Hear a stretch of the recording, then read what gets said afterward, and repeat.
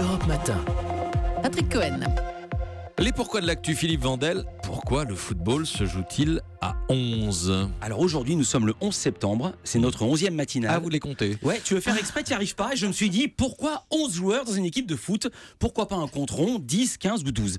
À cause des Anglais. Alors d'abord, ce ne sont pas les Anglais qui ont eu les premiers l'idée de taper dans une balle avec les pieds. Il y a 2000 ans, les Grecs, les Romains et les Chinois s'y amusaient déjà, mais c'était davantage un jeu qu'un sport. Et puis, à la fin du 15e siècle, la région de Florence voit arriver une version très virile entre villageois qui va donner son nom italien au football. Le calcio. Exactement. Et le foot tel que nous le connaissons, avec 2 équipes et un but de chaque côté, trouve son origine dès le XIIe siècle en Normandie, en Angleterre. C'était la soule. Le ballon de cuir apparaît au XVIe siècle. Et pour le reste, chaque village se débrouillait avec ses règles locales non codifiées. Et puis en 1835, une loi britannique, le Highway Act, interdit de jouer au foot sur les routes et sur les chemins du royaume. C'est dommage que c'était pratique, ça faisait les bords, ça faisait les touches. Alors les joueurs se replient sur un terrain clos. Et c'est dans les collèges anglais que va naître le foot moderne. Eton, Harrow, Westminster, Winchester.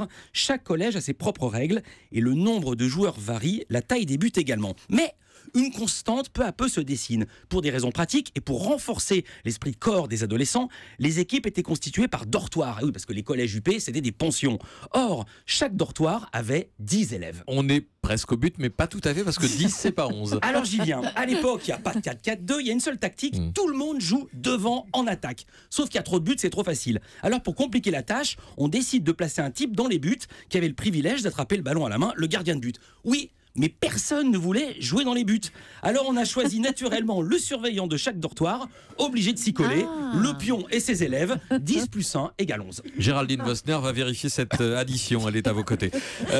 Village Média tout à l'heure, 9h30. Alors Cyril Hanouna, qui présente Touche pas à mon poste, je vous apprends rien. 2 questions à Cyril Hanouna. 1, il a repris sa saison. Est-ce que les téléspectateurs sont toujours là ? Et 2, est-ce que les annonceurs sont revenus ? Europe 1.